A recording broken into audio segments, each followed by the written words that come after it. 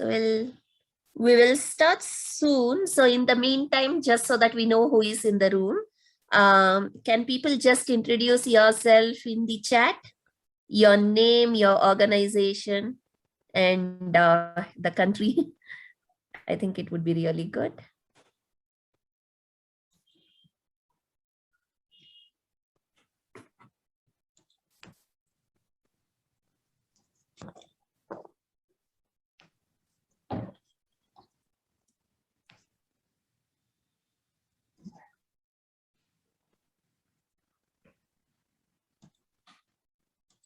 Great. Welcome, Chloe. So let's just start because our time is kind of limited. And we'll just allow people to join when they come in. Welcome. My name is Srividya Harish. I work for ActionAid International. And I'm also the core member of a global community of practice called km4dev.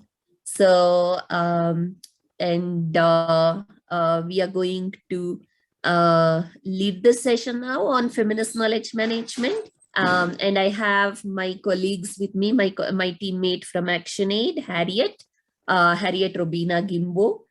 She has more than 18 years of experience in gender and women's rights. So she will take us through on some of the concepts of what feminism is, some of the terms in feminist, and how does it then connect to knowledge management. I also have with me my colleague and friend from km4dev, Gladys. So she's an award-winning young leader from Kenya.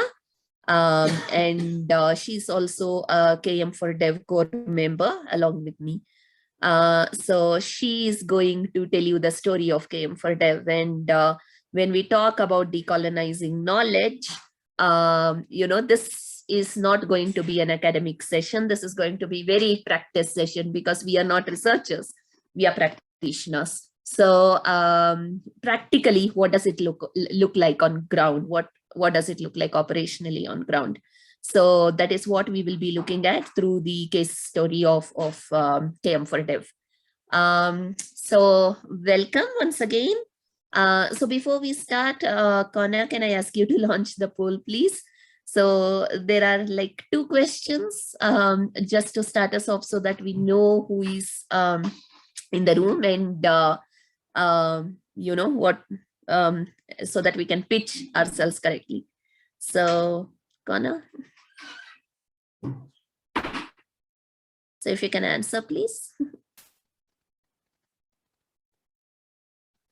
Brilliant. As the polls are progressing, I'm able to see the results, and it's interesting. Wonderful. So let's just give another 10 more seconds. 10. Okay.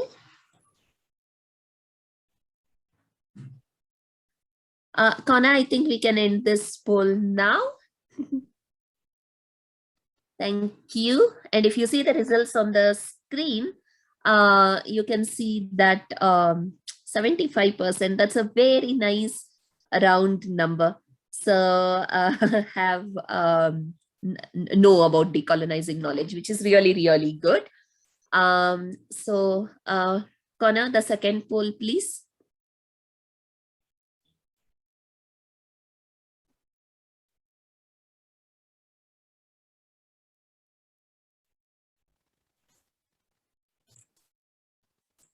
Okay. Very good. So I think it will be our privilege to introduce km4dev to you. So almost everybody is okay. You haven't heard of it. Very good. Okay.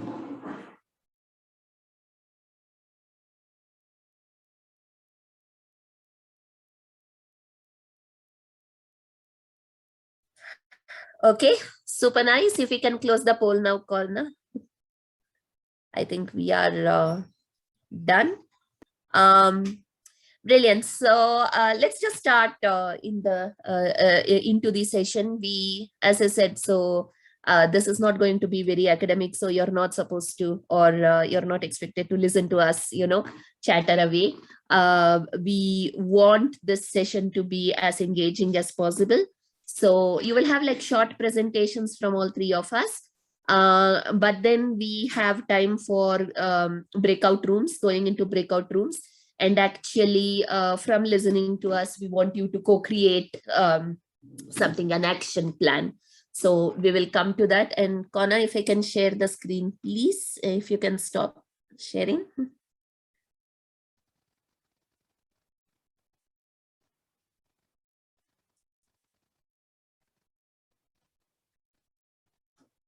Okay. All yours. Thank you.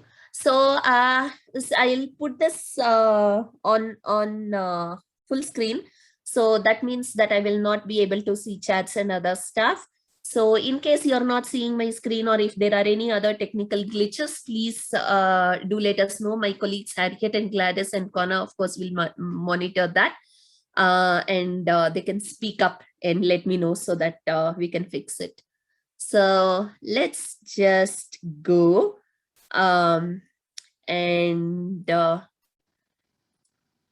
Thank you once again. So today we are talking about feminist knowledge management, and we are going to discuss the role of power, access, and privilege in shaping narratives.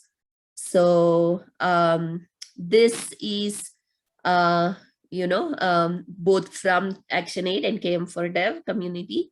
And our presenters today are me, Srividya Harish, Harriet, and Gladys. So I work as knowledge manager for ActionAid, knowledge management advisor. So let's just dive into these sessions. So we will have, what exactly is an intersectional feminist lens. So to introduce that, let me just call Harriet. Harriet, over to you.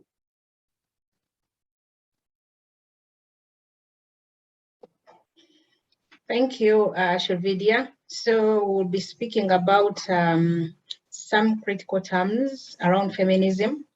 And I really start by speaking about feminism in itself. And I will start by saying that it is looked at in different ways. It's looked at as a theory. It can be looked at as an ideology, but also a political agenda. And that it aims to eliminate all forms of discrimination against women. And one thing that we need to learn is that each of us grows in a certain environment. And so what comes around the way we think, the way we articulate things around men and women is really a socially constructed idea. And so if not well managed, it actually increases backlash. And many of you may have experienced this in terms of the work that you do or people you speak to. It increases vulnerability, exclusion, and unequal power relations. So later in the session, we will go deeper to speak about the components around power and how that manifests in knowledge management. And so I will go through a few terms that will guide us into this discussion. And the one I will start with is really power. This is where we all have control over material, human, intellectual, financial, or even natural resources. And this is exercised by different people differently in society or by individuals in different forms. Again, when we come to speak about power, you get to know the detail of the types of power and that's how that manifests in knowledge management. The second terminology is toxic masculinity. And this is really a social science term, but it refers to exaggerated traits, masculine traits, like being violent and emotional, sexual aggressive. The list is long and long and long. That society looks at men differently and expects them to do certain things that women don't really do. But this normally reinforces things that actually promote injustice, inequality, and inequity in communities. The other third terminology I'll speak about is privilege. This is where individuals or groups have certain advantages against others, or access to certain things against other people.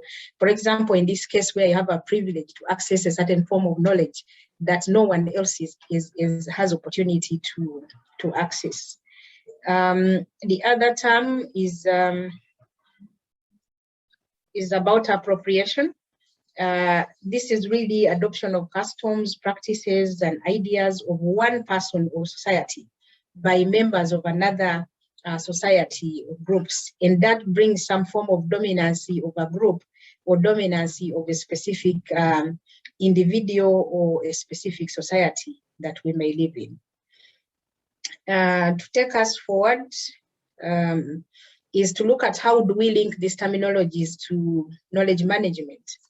And one of those that I will speak about, again, some of you might be familiar with, is feminist epistemology. And specifically, this looks at who has access to knowledge, who is capable of getting access and utilizing knowledge, what constitutes knowledge, who decides and who creates knowledge. So it is the theory of how our different genders influence the production of knowledge in the entire knowledge cycle. The other terminology is around intersectional feminist analysis. And this is a tool that helps us to understand and respond to ways in which different people of different social identity and status intersect to create experiences around oppression and privilege. And in this case, we can link this to knowledge management, meaning that people are not homogeneous. You know, we have different people in society. If you're to develop different knowledge products, then know, for example, that it's not just about women, but you find women that are disabled, you find single mothers, you find women living with HIV and AIDS, you find women that are landless. So how do you understand the spectrum around the different women that you're working with? So that is typically an undertaking of intersectional feminist analysis. Then knowledge management, therefore, is political. Back to our initial slide, we said feminism is political, it's a theory, it is a belief. But in this case, knowledge management now becomes political and a function of social relationships that we have in society. The other thing that we will emphasize is why do we need intersectional feminist analysis in knowledge management? It will help us to understand the differences and similarities across audiences of knowledge products. I just mentioned that people are not homogeneous. We must understand the different people that we are dealing with. Even if we are talking about youth, there are different youth that we will be able to interact with. It could even be a difference in geographies. It could be access to infrastructure or equipment or something like that. Second is that it helps us embrace the principle of inclusion and respect for diversity. Again, there are several people and with different abilities, different status, people of color. So how do we ensure that our knowledge management entire cycle is inclusive and respectful of diversity? The other third element is about promoting equality and equity in knowledge management. I just spoke about that in the first slide and said until we do a proper intersectional analysis and deal with issues of power, then we are likely to promote inequality and inequity. But in this case, if we do an intersectional feminist analysis, we will be able to promote equality and equity in knowledge management. The fourth element is really about enabling the development of diverse strategies to enable knowledge transfer and use by the diverse groups. I have talked about that no one strategy fits all the groups that we deal with. So we need to take care of the groups we are dealing with and ensure that it is the right strategy that we are moving forward. So, like I said, ahead of this, we will be discussing a lot around power and experiences around knowledge management from km4dev. And back to you, Shividya. Sorry, one more reason is that it helps us regulate stakeholders' power and privilege. Again, I won't go so deep to speak about power. Shividya will give us an insight on how power manifests itself in the knowledge management cycle. So over to you, Shividya.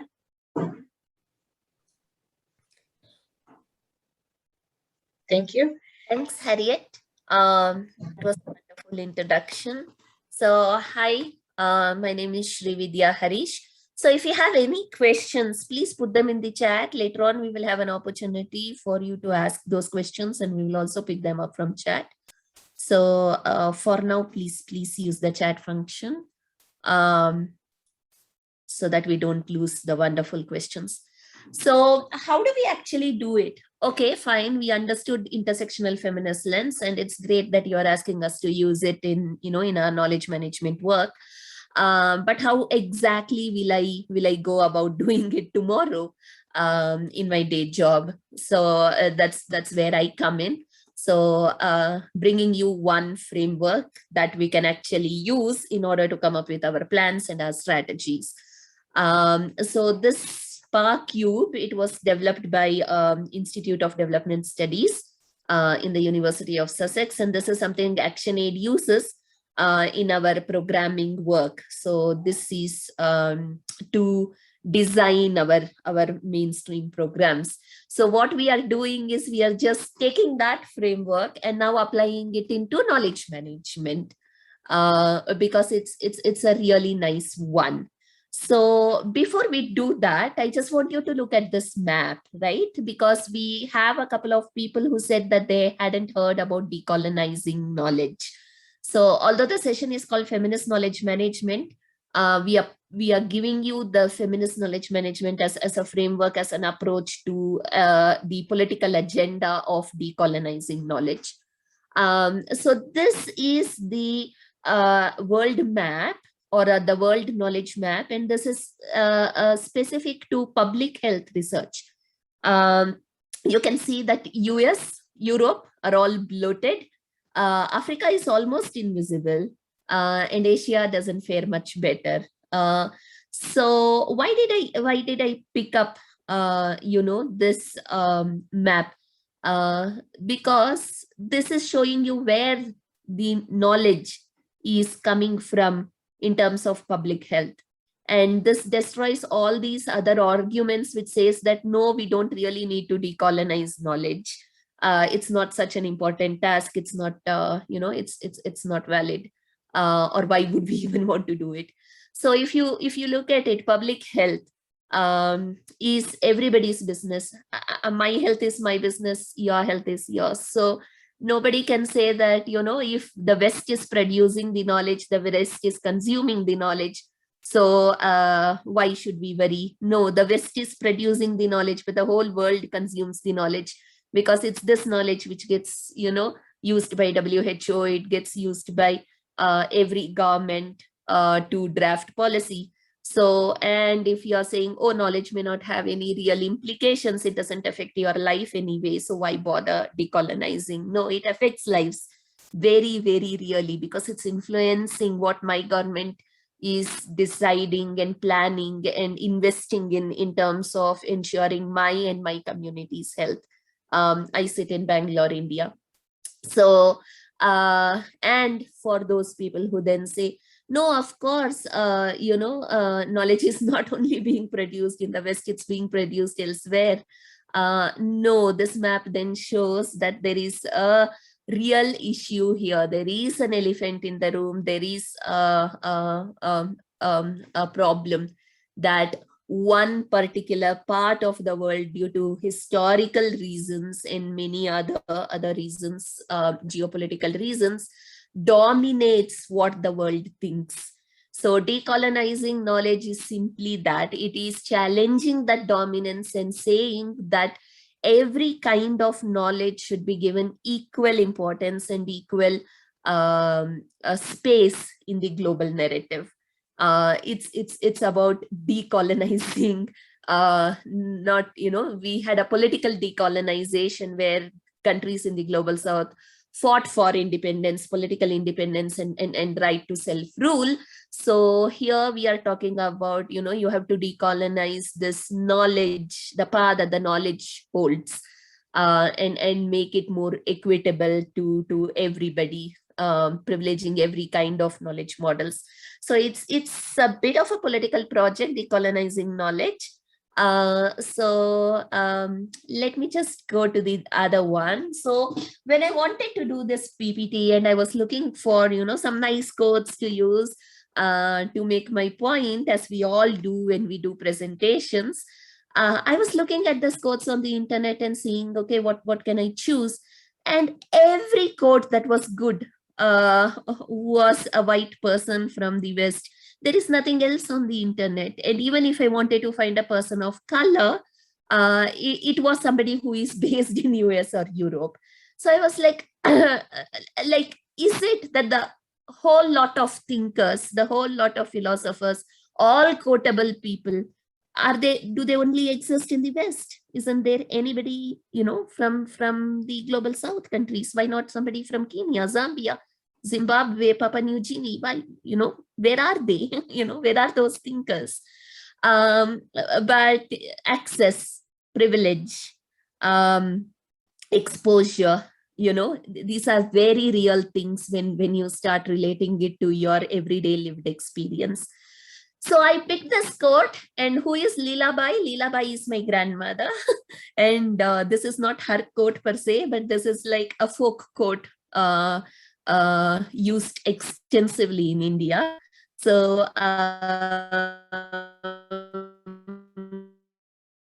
and the kinds of knowledge and how they are important. Because, and she would say, when she would say this, and this is more powerful in my native language, that whenever you talked about experts, if you say, oh, the expert said that, she would come and say, no, an old patient is any day better than a new doctor. By that she meant that a book knowledge, a bookish knowledge, an academic knowledge is not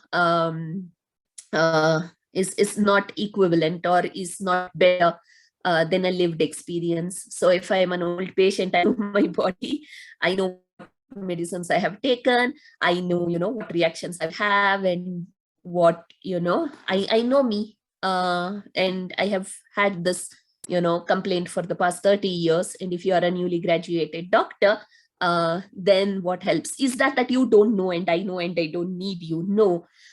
What it means then is that we form a partnership for my health. And then we say that, okay, you bring in your expertise, your knowledge, everything that you are reading, your holistic MBBS understanding, and I'll bring you my lived experience. I will bring you my knowledge of my body and my community, my environment, and everything. And let us together now forge, a partnership and decide, what treatment is best for me.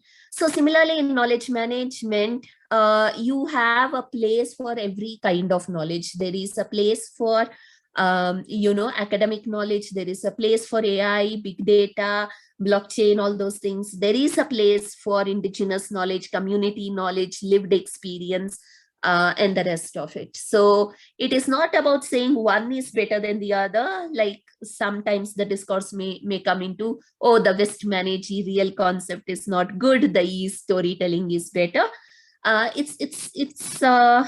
It's not about that. It is about understanding that we live in highly complex, non-linear, nuanced, dynamic kind of societies, and we need to fit.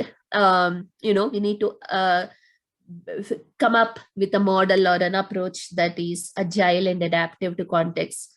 And at its heart, feminism is about care. It's about nurture. It's about giving everybody an equal opportunity, equality of, even though you can't guarantee equality of outcomes. So it is privileging every knowledge and saying what best suits this particular situation, what best suits this particular, problem or issue at hand, instead of making assumptions based on, a certain privilege. Oh, I know what to do to this community because, researchers at 2 universities in London told me what this community needs. It's not that. It's about, positioning that global understanding with, the local lived experience, the community's own knowledge of what works and what doesn't work, and building a partnership, knowledge partnerships there. So the framework, I told you, it's the power cube that we can actually use. So the part talks about forms of power. So when we understand this, we can have a very good solution to our issues. So the power is visible, invisible, and hidden. Visible power is who holds visible power in the knowledge discourse. The states, the international organizations, the intergovernmental organizations, the religious heads, who is generating knowledge. The invisible power, which is very important. Invisible power talks about social norms, societal customs, and things like that. So the soft power that is there. So just when the anti-gun protests were high in America, suddenly you saw in India, people holding banners and saying, "Oh, gun control." India has one of the toughest laws on gun control, and you were watching and you were like, "Okay, what?" At the same time, India was having a huge water shortage in one of our states, and people were literally dying. And they were like, and then that soft power, what America says, becomes the global agenda. So what is this invisible power? And then of course the power, the hidden power. So here, your neoliberal system, as we call it, who has, who is not visible, but who are really powerful. Your corporates, your powerful lobbies, who is controlling knowledge. So if tomorrow a toothpaste gets introduced into, Ugandan market, and suddenly they say that, all traditional ways of brushing teeth in Uganda are all superstitious beliefs. So the toothpaste is the new scientific, the best thing that can happen. So yeah, so that hidden power, who sells you those knowledge narratives. Yes. So we need to look at this, we need to analyze it. So if certain things is being said as and accepted as true and normal, then who is controlling what here? We need to then analyze levels of power, the global, national, local, and start change there. So what can I do at global level? Who can do it at the global level? And what are those global levels? What can I do at my national level? Because power is not just, it's just not global north versus global south.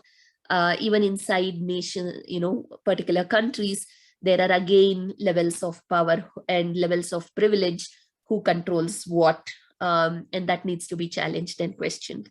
Then of course, level of power at local, and how do you empower and strengthen the women on the ground or the man on the ground.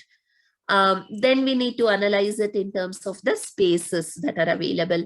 So which are those closed spaces where I cannot enter? So if I am a woman in a community whose village is getting flooded year after year, I know my lived experience, I know climate change is real, and but the spaces where climate decisions get made, your COP and your G20s and your Paris agreements, those are closed spaces to me. I have no way where I can go there and talk about what I am experiencing in terms of climate change. So how do you open these closed spaces? In which spaces am I invited? Right now, if you look at UN gives civil society a space. It appoints some goodwill ambassadors and so how do you make use of these invited space? And how do you get invited to those spaces? So that is that analysis needs to be done. And then claimed is where I am not invited. It is a closed space, but I am making a space for myself, and this is where people's movements, social movements play a very big part, where I am claiming forcibly this space for myself. So if you look at the Me Too movement, it really helped change and shift discourse and narrative around sexual exploitation of women, and show truth to power, and that space was claimed by women. They were not invited to it. and there was a culture of silence that needed to be broken around it. So this is the framework that we can use for knowledge management. We will now go to Gladys, who will give you a brief thing about looking at this framework and kind of getting some ideas of what we can do. Gladys will tell you what we did in km4dev. So over to you, Gladys. Thank you so much, Srificha. Hello, everyone. My name is Gladys Kimboy, joining from Kenya. I'm a knowledge management specialist and currently part of the km4dev team. So I'm going to take you through what is km4dev. km4dev is a global community of practitioners who are passionate in knowledge management, and we engage a lot in sharing knowledge, ranging from the practical theory and also any other related issues in line with development sector. And km4dev began in 1995. Right now, we are 20 years old, and last year we had a celebration for the km4dev. So it began in 1995, and if you see in the map that here, it has grown all the way up to 2020, as per the analysis of last year when we had celebration. We had by that time we had 5,500 members, and km4dev as a representation in different countries across the globe. I would like to take us through the next slide where I will share what we do at km4dev. We have a community where we have different members from across the globe. So we also focus a lot in the area of the development, and also we have the core group volunteers, where we are part of the leadership team, those who are practicing different roles, ranging from organizing the knowledge cafes, and also part of the decision makers, like those who are in charge of the km4dev channel, and also organizing all the activities to see that the administrative work is going on, and just a voluntary work. And we have had several knowledge cafes. I like the way Srificha was bringing the world knowledge map, and I was amazed how, like, Africa, we are invisible.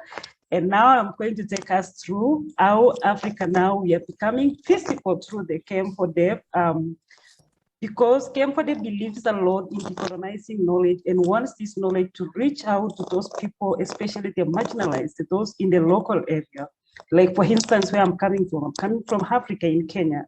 And there are people who are not even aware, they can't even access that kind of a knowledge. And km4dev has given us a platform, especially for us young people. So if we check at the statistics of the km4dev representation, this shows the statistics about the various knowledge cafes that we have had. We look for this year, Africa, we have had around 43% representation, Africa leading, and then there's North America with 23%. We have Europe with 29%, 21%, Asia with 7%, Central America with 3%, and Middle East with 2%, South Africa with 1%, and then Australia 1%. It's such an amazing to see how the real thing about decolonization of knowledge, that is the practical part of how km4dev is really doing. So we have an action plan on how we were decolonizing knowledge, and this was, it was both individual, what can you do as an individual person, and also as km4dev team and as an organization. So the action plan of the km4dev includes, it's more inclusive, where we have young people being represented and also being given an opportunity to be part of the decolonizing knowledge. There's also different regions. We are represented both in the global north and global south. There are people who speak different languages, and even in African language, we are being allowed to share about that.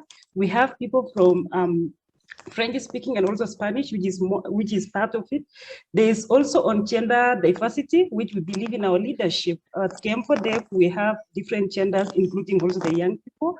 And also it's a sector diverse. We have different sectors represented, academia, development sectors, private sectors, all those. And under the young people, currently we have the km4dev Youth Charter, which we will be launching this October. And these are part of the young people who are passionate about in driving the change and also advocating for the decolonization of knowledge. There's also, apart from that, adding value, there are mentorship programs, there's peer assistance and also innovations, which now we usually organize through our various knowledge cafes. We also have platforms like Srividya chat about whether if we have a space. So at km4dev, we have a space where we can participate and contribute towards decolonization of knowledge. So this includes the km4dev blog. If you go to our blog, you will see quite a lot where other members have contributed a lot. And there's also km4dev channel, and this year our channel will be focusing on decolonization of knowledge, and you're welcome to be part of it, to contribute. There's also the wiki and the database. So you're able to track all the contribution of the km4dev from when it started up to where we are at the moment. Yeah. We also have the decolonization conversations and the framework. We check, we monitor the charts, how the people are interacting, and we're able to look at the conversation, how it thrives, and then we organize it and have it in the next knowledge cafe. There's also other alternative models of knowledge sharing, which includes storytelling, where we have our members who could come and share about their success stories about decolonization of knowledge in their communities, the local communities, in the regional, and also at a global level. So we do this through various knowledge cafes that we have. There's also working out loud. We have encouraged people to share what they are doing, share their contributions, and we always celebrate them to encourage even others to come and share what they are currently doing with their communities and towards the contribution of decolonizing. There's also informal need-based, where we usually have every Mondays an informal based where you can just have a chat. Where we interact with one another, because there are some who may not be able to share in the various platforms, but they are able to share in an informal way, so to accommodate all the members. Yeah, so that is what we are doing at km4dev.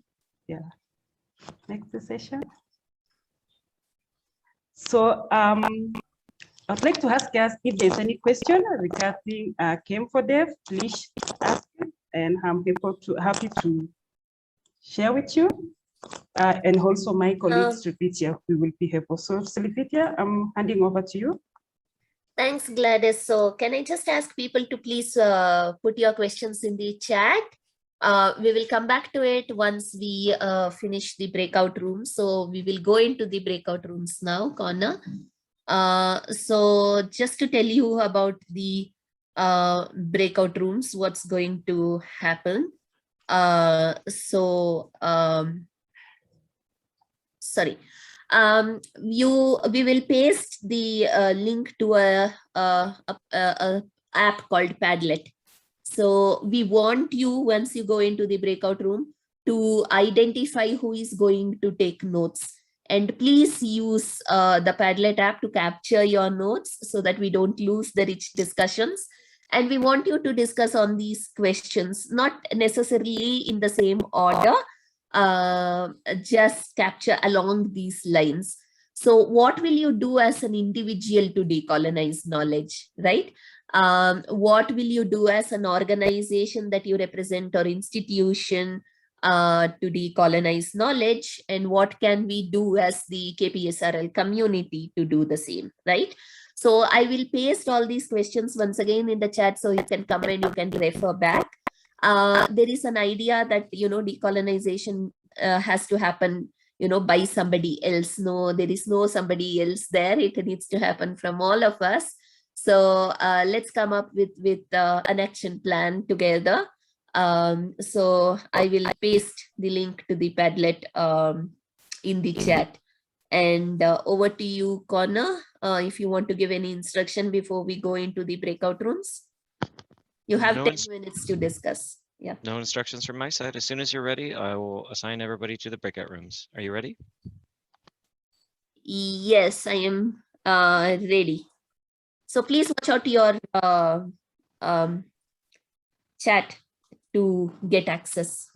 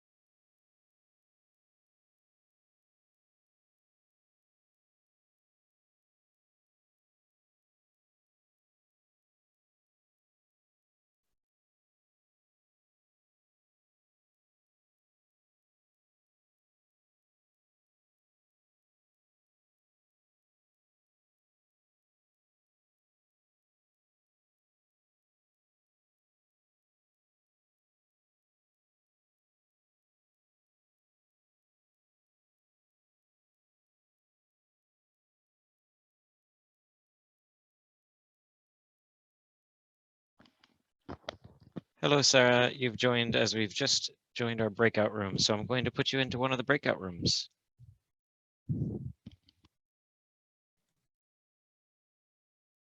Connor, will the Padlet link go to everybody? Oh no, hang on. Oh, Sorry, no. I'm on my phone, so yeah, I thought it was just yeah, I'll leave the session. I'll join in a bit because I'm not at home yet. It's okay, Sarah. We can put you in the breakout room. Sorry, Srividya, one of the hosts clicked end breakout rooms. I did not do this. We have an Oh, issue now. okay. Oh no, yeah, one of the hosts. Was that you, Srividya? Did you just click end No. breakout rooms? No, I suddenly Oh. saw it was joining before I could paste the Padlet link. Oh my goodness. Oh no. Okay, well, that was I our don't know who mistake for did making that. everybody co-hosts. Somebody was messing with the options. Yeah. Oh no, that is silly. Hi everybody, welcome back to the main room. I'm terribly sorry about this. I'm Connor, the disembodied voice of your host, and it looks like we just have too many co-hosts here because somebody accidentally clicked end breakout rooms. I'm sorry about this. This one's on me. I'm just going to recreate the rooms. Please carry on as you were. I'm terribly sorry about this. We're going to start the breakout rooms again. Again, my apologies.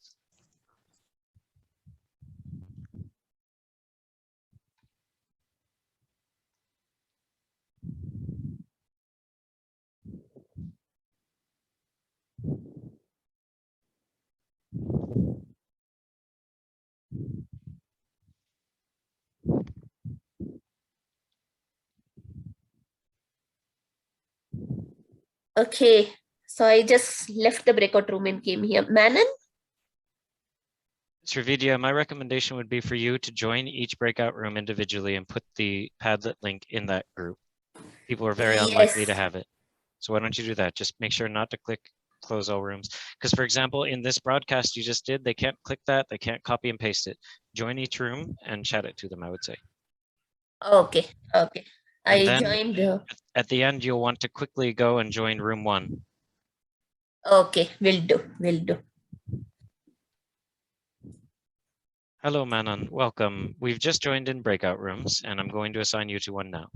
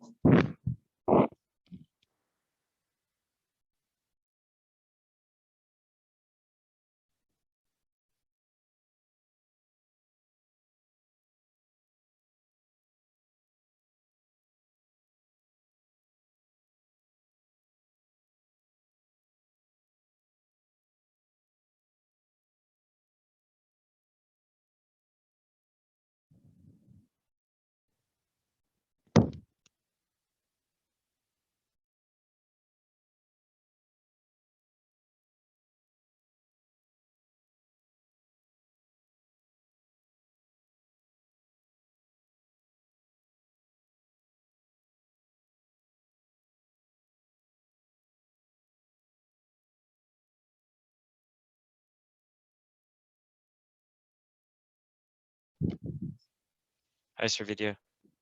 All okay? You want to go to breakout room 1 as soon as possible. Yeah, I'll just go to breakout room for 3 for a couple of minutes and then shift to breakout room 1. I would really recommend hurrying up. Room number 1 only has 4 people in it and no host, so